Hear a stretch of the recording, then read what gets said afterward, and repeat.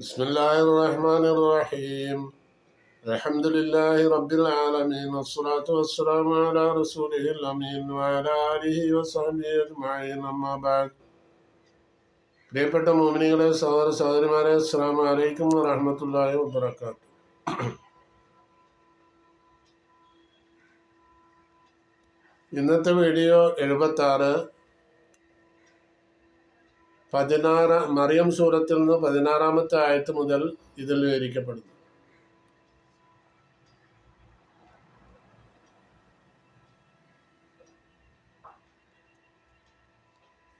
മറിയം സൂറത്തിലെ 2-ാമത്തെ ചരിത്രമാണ് ഈ ആയത്ത് മുതൽക്ക് വിവരിക്കപ്പെടുന്നത്.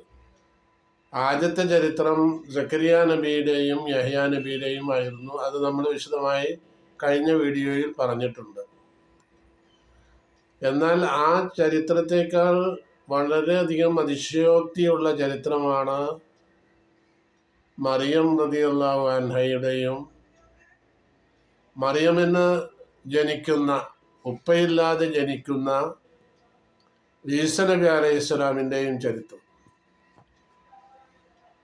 അത് അള്ളാഹുവിൻ്റെ അപാരമായ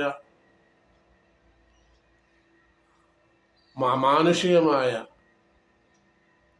ആ ഖുദ്റത്തിനെ ഇവിടെ എടുത്തു കാണിക്കുകയാണ് ലോകത്തിന് മനസ്സിലാക്കാൻ വേണ്ടി. അതാണ് ഈ ആയത്ത് മുതൽ ഏതാനും ആയത്തുകളിൽ പറയുന്ന കാര്യം.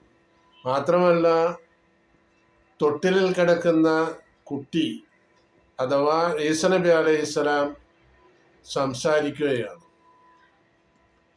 അതും വളരെയധികം ആശ്ചര്യകരമായ സംഭവമാണ്. അള്ളാഹുവിൻ്റെ ആഭാരമായ കഴിവിനെ പ്രകടമാക്കുന്നതാണ്, ലോകത്തിന് മനസ്സിലാക്കുവാൻ വേണ്ടി തന്നെ. ബിസ്മില്ലാഹിർ റഹ്മാനിർ റഹീം.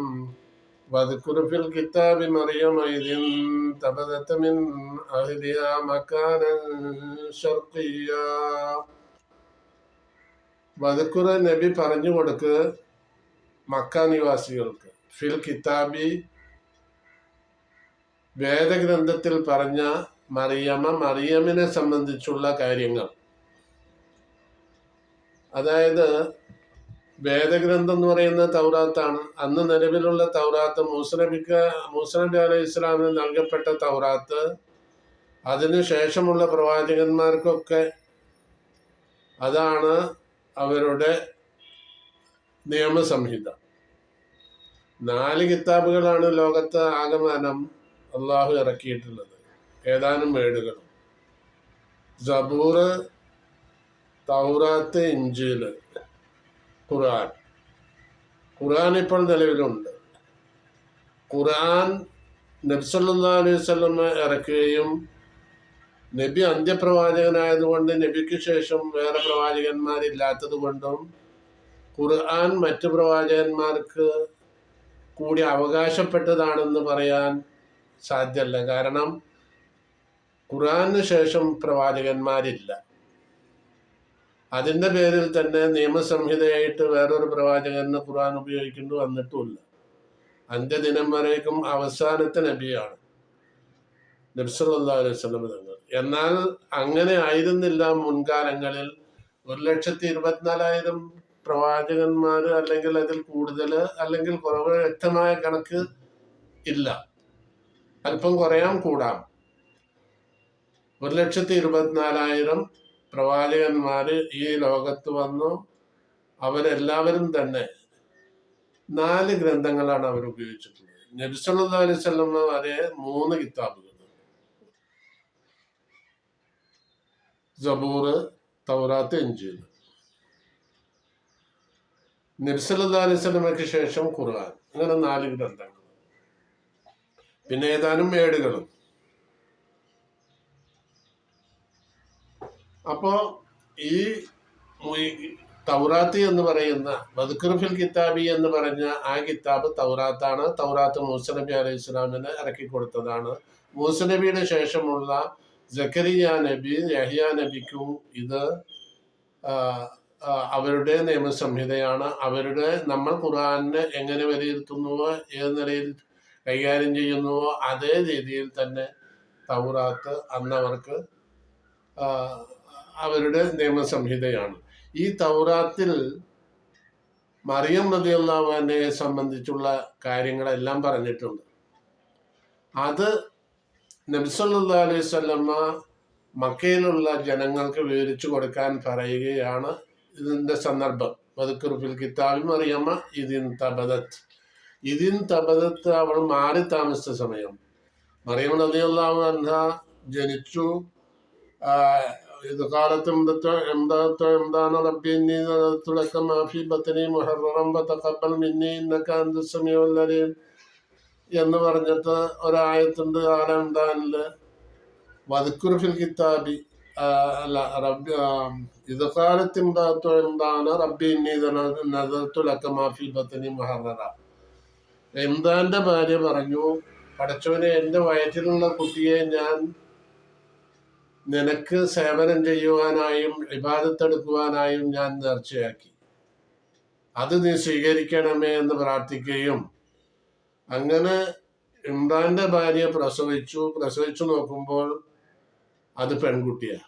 ആൺകുട്ടികളെ സാധാരണ ഇങ്ങനെ സേവനത്തിനായി ബൈത്തുൽ മുഖദ്ദസിലെ സേവനമാണ് കേട്ടോ, പള്ളിയിൽ മസ്ജിദുൽ അഖ്സയില് അതിൽ സേവനം ചെയ്യാനായിട്ട് പെൺകുട്ടികളെ സ്വീകരിക്കപ്പെടുകയില്ല. ആൺകുട്ടികളെയാണ് സ്വീകരിക്കാറ്. പക്ഷെ പ്രസവിച്ചു നോക്കുമ്പോൾ പെൺകുട്ടിയാണ്. റബ്ബി ഇന്നി വലഅതുഹാ ഉൻസ അല്ലാഹു അഅലമു ബിമാ വലഅത് വലൈസ ദക്കറു കൽ ഉൻസ. പ്രസവിച്ചു നോക്കുമ്പോൾ പെൺകുട്ടിയായപ്പോൾ നിരാശ കൊണ്ട് പറഞ്ഞ വാക്കുകളാണ് റബ്ബി ഇന്നി വലഅതുഹാ ഉൻസ എന്ന് വേറെ ആയത്തിൽ, ആലംദാനിൽ തന്നെ വേറെ ആയത്തിൽ പറഞ്ഞു. എന്താവട്ടെ, അത് നമ്മളിപ്പോ ഈ മറിയം സൂറത്തിലുള്ള ആയത്തുകൾ ഇങ്ങനെ വിവരിക്കുകയാണ്. സാന്ദർഭികമായിട്ട് ഞാൻ ആയത്തുകൾ പറഞ്ഞത് മാത്രം, അത് വിശദമായി ഇനി പറയുന്നില്ല, കാര്യം പറഞ്ഞിട്ട് അവസാനിപ്പിക്കുക. അങ്ങനെ നിരാശ കൊണ്ട് പറഞ്ഞു പോയി, എന്തെന്ന്, ഞാൻ ആൺകുട്ടിയല്ല പ്രസവിച്ചത്, പെൺകുട്ടിയാണ്, അതുകൊണ്ട് ഇത് സ്വീകരിക്കണം എന്ന്. അപ്പോ അല്ലാഹു തആല അത് സ്വീകരിച്ചു. മറിയം റളിയല്ലാഹു അൻഹക്ക് കഫലഹ സക്കരിയ, സംരക്ഷണ ചുമതല സക്കരിയ നബി ഏറ്റെടുത്തു. വളരെ അടുത്ത കുടുംബക്കാരനാണല്ലോ സക്കരിയ നബി. അങ്ങനെ ഏറ്റെടുത്തിട്ട് ബൈത്തുൽ മുഖദ്ദസിന്റെ അല്ലെങ്കിൽ മസ്ജിദുൽ അഖ്സയുടെ ഒരു ചാരത്തായിട്ട് ഒരു മറിയം ബീവിക്ക് താമസിക്കാനുള്ള ഒരു സ്ഥലമുണ്ടാക്കി അതിൽ ഇബാദത്തായിട്ട് കഴിഞ്ഞുകൂടുക മറിയം ബീവി. അങ്ങനെ കഴിഞ്ഞുകൂടി കുറെ കഴിഞ്ഞു. പിന്നെ അവിടെ നിന്ന് താമസം മാറി വീട്ടിലേക്ക് വന്നു. വീട്ടിൽ നിന്ന് താമസം മാറുകയാണ്. ഇതിൻ തബദത്ത് മിൻ അഹ്ലിഹാ മക്കാനൻ ശർഖിയ്യ, അല്ലെങ്കിൽ വീട്ടിൽ വരിക, അല്ലെങ്കിൽ അവിടെ നിന്ന് താമസം മാറ്റുക, അങ്ങനെയാവാം. അതാണ് ഈ പറഞ്ഞത്. ഇതിൻ തബദത്ത്, അവൾ താമസം മാറ്റി, മിൻ അഹ്ലിഹാ, അവളുടെ കുടുംബക്കാരിൽ നിന്ന്, മക്കാനൻ ശർഖിയ്യ, വേറൊരു കിഴക്ക് ഭാഗം, മസ്ജിദുൽ അഖ്സയുടെ ബൈത്തുൽ മുഖദ്ദസിന്റെ കിഴക്ക് ഭാഗത്തേക്കായിട്ട് താമസം മാറ്റി. അപ്പോ കുടുംബക്കാരിൽ നിന്ന് ഒഴിഞ്ഞുകൊണ്ട് വേറൊരു സ്ഥലത്തേക്ക് താമസം മാറ്റി എന്ന് പറയുമ്പോ അപ്പൊ കുടുംബക്കാരൊത്ത് താമസിക്കുകയായിരുന്നു. അതിനുശേഷമായിട്ട് മസ്ജിദുൽ അഖ്സയിൽ അവിടെ ഒരു സ്ഥലം താമസിക്കാനുള്ള സ്ഥലം തയ്യാറ് ചെയ്തു. അതിൽ ഭാഗത്തൊക്കെ ആയിട്ട് താമസിക്കുകയായിരുന്നു.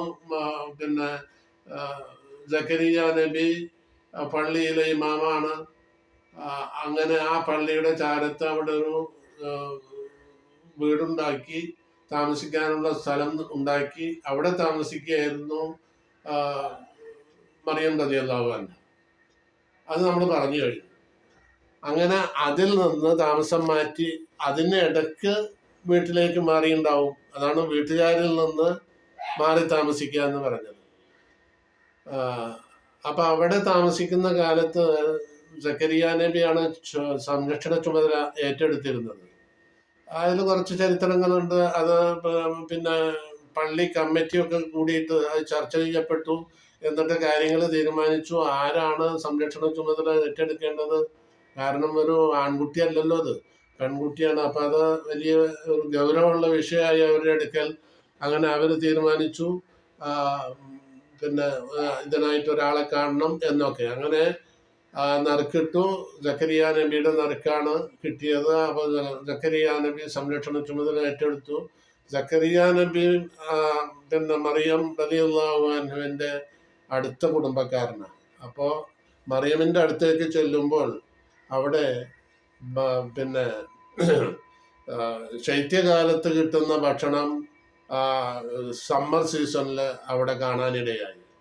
സമ്മർ കാലത്ത് കിട്ടുന്ന ഭക്ഷണ സാധനങ്ങൾ, പഴവർഗ്ഗങ്ങളൊക്കെ ശൈത്യകാലത്ത് പിന്നെ വിന്റർ സീസണിൽ അവിടെ കാണാനിടയായപ്പോൾ അന്നാലയ്ക്ക് ഹാദ എന്ന് ചോദിക്കേണ്ടായി, ഇത് എവിടുന്ന് കിട്ടി മോളെ എന്നുള്ളത്. ഈ ഭക്ഷണമൊക്കെ ഇപ്പം എവിടുന്നാണ് കിട്ടുന്നത്, ഇത് ആരെങ്കിലും കൊണ്ടു വന്നതാണോ എന്നുള്ള നിലയിലാണോ സക്കരിയ നബി സ്വാഭാവികമായിട്ടും ഒരു നിലയ്ക്ക് ചോദിച്ചതാ. അപ്പോ മറിയം റളിയല്ലാഹു അൻഹ പറഞ്ഞു, ഇത് പിന്നെ അള്ളാഹുവിന്റെ പക്കത്തിൽ നിന്നുള്ളതാണ്. ഇന്നല്ലാഹു യർസുഖു മൻ യശാഉ ബിഗൈരി ഹിസാബ്. യാതൊരു കണക്കുമില്ലാതെ കണ്ട് അള്ളാഹു ഉദ്ദേശിച്ചവർക്ക് ഇങ്ങനെ ഭക്ഷണം നൽകും, ഉപജീവനം നൽകും എന്നൊക്കെ മറിയം റളിയല്ലാഹു അൻഹ പറഞ്ഞു. അങ്ങനെ ചരിത്രമൊക്കെ അതിലുണ്ട്, ആ ആലംദാൻ സൂറത്തിൽ പറഞ്ഞ കാര്യങ്ങൾ. എന്നിട്ട് മറിയം റളിയല്ലാഹു അൻഹ അവിടെ നിന്ന് താമസം മാറി കുടുംബത്തിലേക്ക് വന്നു. കുടുംബത്തിൽ നിന്ന് കുറച്ച് കഴിഞ്ഞപ്പോൾ ബൈത്തുൽ മുഖദ്ദിസിന്റെ കിഴക്ക് ഭാഗത്തേക്ക് താമസം മാറ്റി. അതാണ് ഇതിൽ പറഞ്ഞ കാര്യം. ഈ 16-ാമത്തെ ആയത്തിൽ. 17-ാമത്തെ ആയത്ത് ഫത്തഖദത് മിൻ ദൂനിഹിം ഹിജാബൻ ഫഅർസൽനാ ഇലൈഹാ റൂഹനാ ഫതമസ്സല ലഹാ ബശറൻ സവിയ്യാ. ഫത്തഖദത്ത് അവൾ ഉണ്ടാക്കി, മിന്ദൂനിഹിം ജനങ്ങൾ കാണാനിടവരാത്ത വിധത്തിൽ ഹിജാബിന് ഒരു മറയുണ്ടാക്കി. അപ്പോൾ ഒരു മറയുണ്ടാക്കിയിട്ട് ഒരു വീട് ഉണ്ടാക്കി, അത് വീട് മറച്ചു എന്നാണ് അതിൻ്റെ ഉദ്ദേശം. ആളുകൾക്കൊന്നും കാണാത്ത വിധത്തിൽ ഉണ്ടാക്കി. അപ്പോൾ ജാലത്ത് ബൈനഹ ബൈന ഖൗമിഹ സിത്റൻ വഹാജിസ്. ജനങ്ങൾക്കും അവളുടെയും ജനങ്ങളുടെയും ഇടയ്ക്ക് ഒരു മറയുണ്ടാക്കി എന്ന് പറഞ്ഞാൽ പരസ്പരം കാണാത്ത വിധത്തിൽ. അപ്പോൾ എന്ത് സംഭവിച്ചു? ഫഅർസൽനാ ഇലൈഹാ റൂഹന, നമ്മൾ അയച്ചു, ഇലൈഹ അവളിലേക്ക്, റൂഹന നമ്മളുടെ റൂഹായ റൂഹുൽ അമീൻ ജിബ്രീൽ അലൈഹിസ്സലാമിന്. ജിബ്രീൽ അലൈഹിസ്സലാമിന് മറ്റൊരു പേരാണ് റൂഹുൽ അമീൻ. അതിനെ പറ്റി അല്ല പറഞ്ഞതാണ് നമ്മളുടെ റൂഹുൽ അമീനായ മലക്ക് ജിബ്രീൽ എന്നർത്ഥം. ജിബ്രീൽ അലൈഹിസ്സലാമിനെ മറിയം റളിയല്ലാഹു അൻഹയുടെ അടുത്തേക്ക് അയക്കുകയാണ്. അപ്പോൾ മലക്ക് രൂപത്തിൽ വന്നാൽ മറിയം ബീവിക്ക് പേടിയും, മറിയം റളിയല്ലാഹു അൻഹ പേടിക്കും. ഈ മലക്ക് സംസാരിക്കുന്നത് ശ്രദ്ധിച്ച് കേൾക്കാൻ തന്നെ ഭയമാവും. അത് പ്രായോഗികമല്ല. അപ്പോൾ എന്തുണ്ടായി? ഫതമസ്സല ലഹാ ബശറൻ സവിയ്യ. ഈ ജിബ്രീൽ അലൈഹിസ്സലാം പ്രത്യക്ഷപ്പെട്ടു. എങ്ങനെ? അവളുടെ അടുത്ത് ബശറൻ സവിയ്യ, ഒരൊത്തൊരു മനുഷ്യനായിട്ട്, മനുഷ്യരൂപത്തിലാണ് മറിയം റളിയല്ലാഹു അൻഹയുടെ അടുത്ത് ജിബ്രീൽ അലൈഹിസ്സലാം പ്രത്യക്ഷപ്പെട്ടത് എന്നർത്ഥം. ഫതമസ്സല ലഹാ ബശറൻ സവിയ്യ. അതായത് ഇബ്നു അബ്ബാസ് തഫ്സീർ പറയുകയാണ്, മുഫസ്സിറാണല്ലോ, വലിയ മുഫസ്സിറാണ്. ജാഅഹ ഫി സൂറത്തി ഷാബിൻ അബിയദുൽ വജ്ഹ്. നല്ല വെളുത്ത നിറത്തിലുള്ള ഒരു യുവാവായിട്ടാണ് ജിബ്രീൽ അലൈഹിസ്സലാം അവിടെ പ്രത്യക്ഷപ്പെട്ടത്. ഒത്തൊരു മനുഷ്യൻ. ഇവിടെ വ്യാഖ്യാതാക്കൾ മറ്റൊന്ന് പറയുന്നത്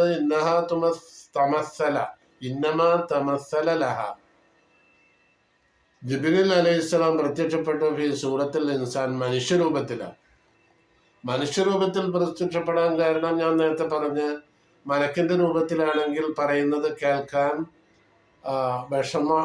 ഭയപ്പാടുണ്ടാവും.